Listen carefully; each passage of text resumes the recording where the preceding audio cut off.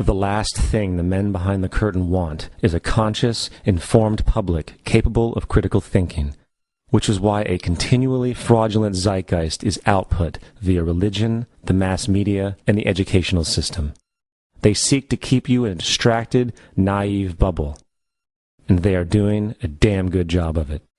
In 2005, an arrangement between Canada, Mexico, and the United States was made.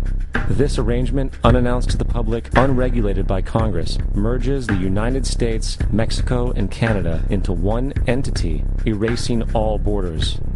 It's called the North American Union, and you might want to ask yourself why you've never heard of this. In fact, there is only one mainstream reporter who has actually heard of and has had the courage to cover this issue. The Bush administration's open borders policy and its decision to ignore the enforcement of this country's immigration laws is part of a broader agenda.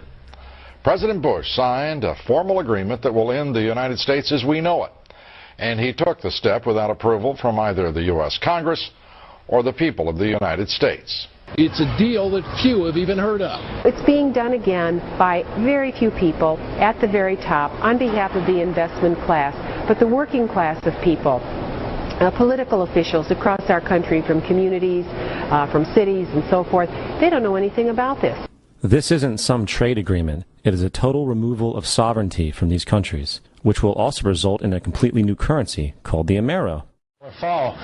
Apart from that, I think one thing people who are dollar-based need to focus on is the Amero. That's the one thing that nobody's talking about, but I think is going to have a big impact on everybody's life in Canada, the U.S., and Mexico. The Amero is the proposed new currency for the North American community, which is being developed right now between Canada, the U.S., and Mexico to make a borderless community, much like the EU, and the dollar, Canadian dollar, U.S. dollar, and the Mexican peso replaced by the Amero.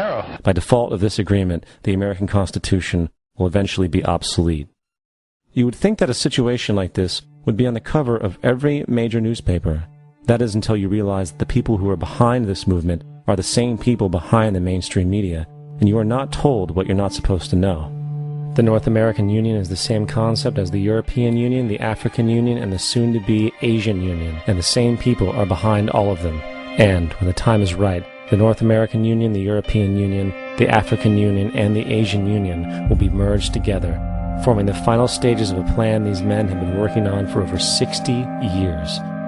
A one-world government.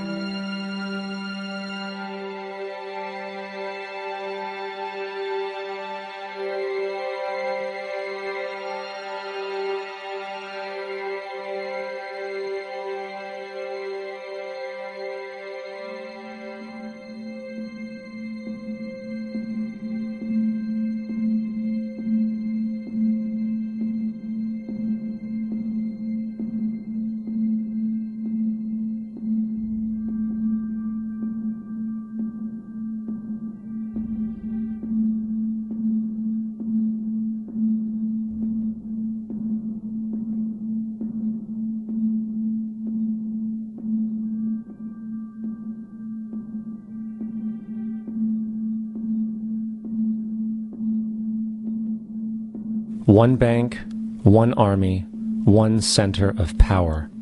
And if we have learned anything from history, it is that power corrupts, and absolute power corrupts absolutely. This is Aaron Russo, a filmmaker and former politician. To his left is Nicholas Rockefeller of the infamous Rockefeller banking and business dynasty. After maintaining a close friendship with Nicholas Rockefeller, Aaron eventually ended the relationship, appalled by what he had learned about the Rockefellers and their ambitions. I got a call one day from an attorney woman I knew, and she said, "Would you like to meet one of the Rockefellers?" I said, "Sure, I'd love to." And we became friends, and he began to divulge a lot of things to me. So he said to me one night, he said that there's going to be an event there, and out of that event, you're going to see, we're going to go into Afghanistan, so we can run pipelines from the Caspian Sea. We're going to go into Iraq to take the oil and establish a base in the Middle East, and we're going to go into Venezuela and try and get rid of Chavez. And the first two they've accomplished. Chavez they didn't accomplish. And he said you're going to see guys going into caves looking for they're never going to find. You know, he was laughing about the fact that you have this war on terror. There's no real enemy. He's talking about how by having this war on terror, you can never win it because so it's an eternal war. And so you can always keep taking people's liberties away. And I said, how are you going to convince people that this war is real? He says, but the media can convince everybody it's real. I mean, you know, it's just that you keep talking about things. You keep saying it over and over and over again, and eventually people believe it. You know, you created the Federal Reserve in 1913 through lies. You create 9/11, which is another lie. Through 9/11, you're fighting a war on terror, and now all of a sudden you go into Iraq, which was another lie, and now they're going to do Iran. You know, and it's all one thing leading to another, leading to another, leading to another. Now, I would say, what are you doing this for? What's the point of this thing? You have all the money in the world you ever want. You have all the power. I said, you know, you're hurting people. It's not a good thing. And he would say, what do you care about the people for? Take care of yourself and you take care of your family. And then I said to him, what are the ultimate goals here?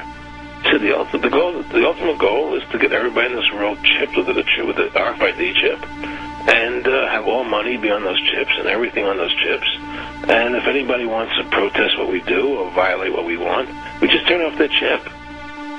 That's right, microchipped.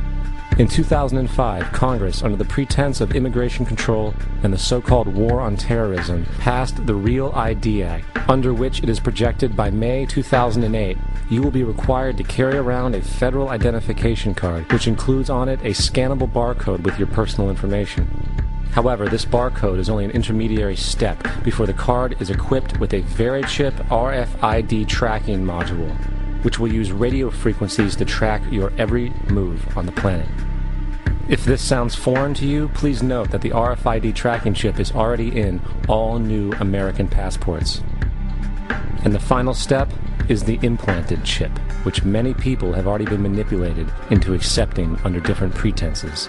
We have a Florida family who are really pioneers in a brave new world. They have volunteered to be the first ever to have microchip identification devices implanted into their body. After 9/11, I was really concerned with the security of my family. I wouldn't mind having something planted permanently in my arm that would identify me. In the end, everybody will be locked into a monitored control grid where every single action you perform is documented. And if you get out of line, they can just turn off your chip, for at that point in time, every single aspect of society will revolve around interactions with the chips. This is the picture that is painted for the future if you open your eyes to see it. A centralized one-world economy where everyone's moves and everyone's transactions are tracked and monitored, all rights removed. The most incredible aspect of all. These totalitarian elements will not be forced upon the people. The people will demand them. For the social manipulation of society through the generation of fear and division has completely detached humans from their sense of power and reality. A process which has been going on for centuries, if not millennia. Religion, patriotism, race, wealth, class, and every other form of arbitrary separatist identification and thus conceit has served to create a controlled population utterly malleable in the hands of the few. Divide and conquer is the motto, and as long as people continue to see themselves as separate from everything else, they lend themselves to being completely enslaved. The men behind the curtain know this, and they also know that if people ever realize the truth of their relationship to nature and the truth of their personal power, the entire manufactured zeitgeist they prey upon will collapse like a house of cards.